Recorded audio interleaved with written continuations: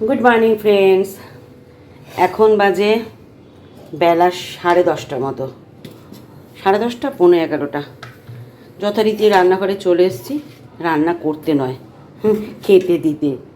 Husband office যাবে, প্রাপ্তি school চলে গেছে, তখন এত তাড়াহুড়ো থাকে না, আমি ক্যামেরাটা অন করতে পারি না, যে ক্যামেরাটা অন করে দেখাবো মহারানী কি করে।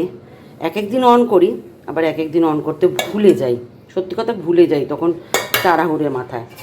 তো যাই হোক, প্রীতিও যাবে শুনলাম, কলেজ যাবে। কী কী রান্না হয়েছে চলো তোমাদের সাথে চট করে শেয়ার করে দিই।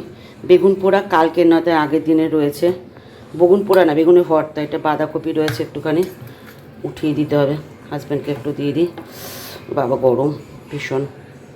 আচ্ছা, এখানে কি রয়েছে? ও, চুনো মাছ। আচ্ছা, চুনো মাছটা হাজব্যান্ডকে দিই।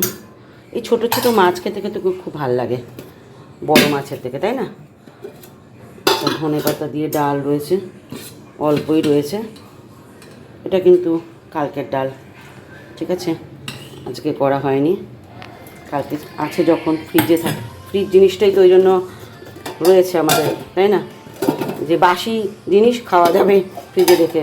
আচ্ছা, এখানে রয়েছে আলু পোস্ত, বাজারে সেরকম কিছু ছিল না বলে বাজার করানো হয়নি, যে কদিন চলবে।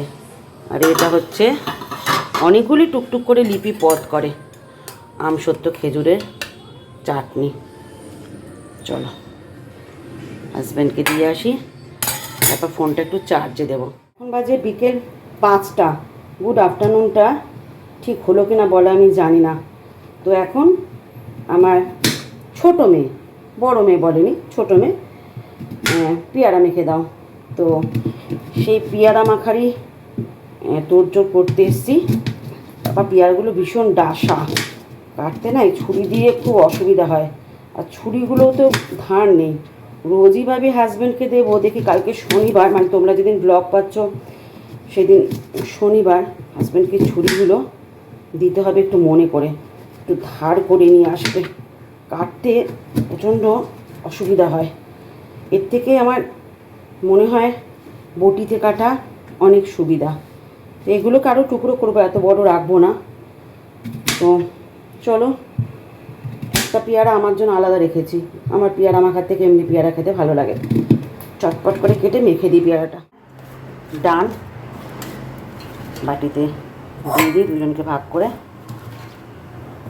এইসব খেতে খুব ভালোবাসে আমার মেয়েরা, অন্য কিছু হলে খাবে না, এইসব তরিজুত করে দাও। তোমাদের দেখে একটি মুখে জল আসছে, তাহলে চলে আসো আমার বাড়ি। কে? দুই মেয়েকে দিয়ে দিলাম। তোর খাওয়া গেছে? খাচ্ছে, টুকুর টুকুর টুকুর টুকুর করে খায় আমার ছোটো মেয়ে, বুঝতে। আর আমার যে কী উপদ্রব শুরু হয়েছে এই কানটা নিয়ে, থেকে বন্ধ হয়ে যাচ্ছে, থেকে বন্ধ হয়ে যাচ্ছে। আমার কর্তাকে বললাম যে চলো একটু ENT ডাক্তারের কাছে নিয়ে, বললো কয়েকদিন ড্রপটা দাও না, তারপর দেখো কী হয়। এখন আমি ড্রপ দিতেই থাকি, কতদিনে কী পাবে কে জানে। সকালবেলার দিকে যখন ঘুমাই তখন বেশ মজা হয়, একটু হয়তো ঘুমটা ভাঙে, কিছু শুনতে পাই না, কারণ তখন একবার করে খুলছে আবার বন্ধ হয়ে যাচ্ছে, খুলছে বন্ধ হয়ে যাচ্ছে, বুঝতে পারছো, এরকম ব্যাপার এখন আমার কানের অবস্থা। এই কানটা ঠিক আছে আপাতত, এমনিতেই কানে এখন কম শুনি, আর তার মধ্যে এরকম কানে তালা লেগে গেলে কীরকম হয় বলো তো। এবার কিসের থেকে হচ্ছে, একবার তো দেখেছিলাম তখন তো বলছিল ময়লা ঢুকেছে, তারপর ওষুধটা কন্টিনিউ করিনি, তারপর এখন করছি কন্টিনিউ, আবার লেগে গেছে। আর আমার তো একটুতেই সব কিছুতেই প্যানিক হয় না, কী হলো এরকম একটা ব্যাপার স্যাপার মনের মধ্যে চলতে থাকে আমার। তো যাই হোক, এই কান নিয়ে সমস্যায় আছি এখন।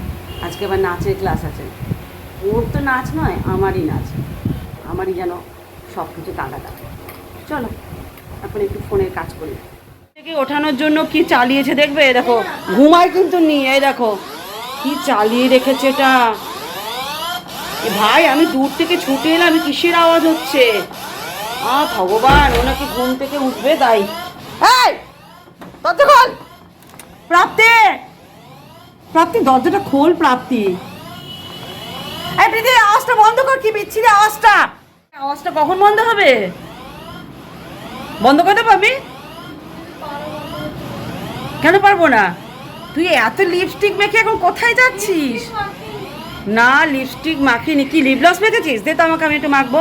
আমি নাচে ক্লাসে যাবো। যা বাবা, রেডি তো?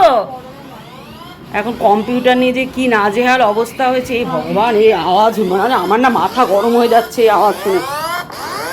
বন্ধ হয় কি করে? এই ভগবান! হ্যাঁ, এই বন্ধ কর।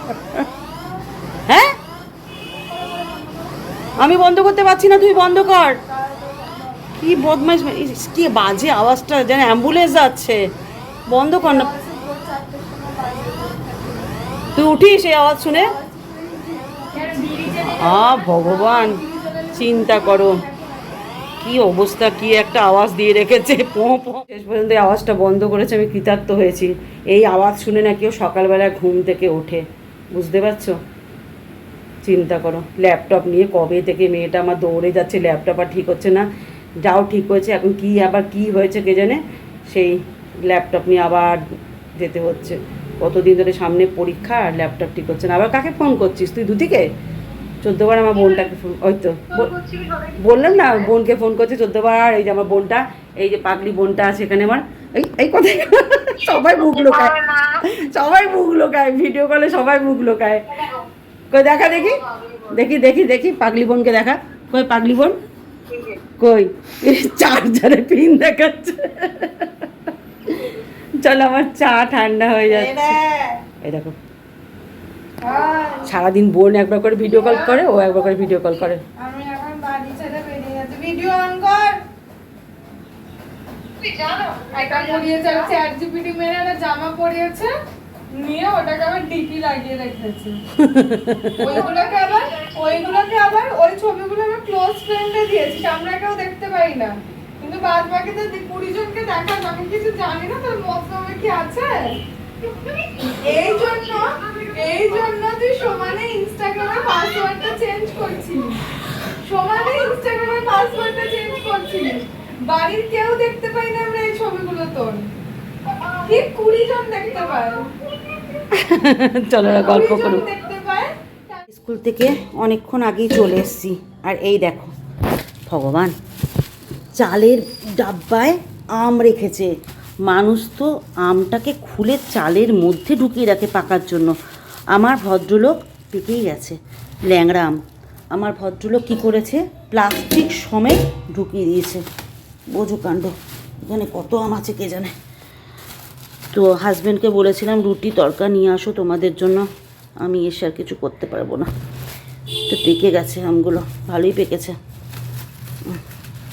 গন্ধ বেরিয়েছে ভালো। তো 4টে আম আপাতত ভিজিয়ে দিই, 4 জনে 4টে, বাদ বাকিগুলো ফ্রিজে ঢুকিয়ে দিই, পেকেই গেছে আমগুলো।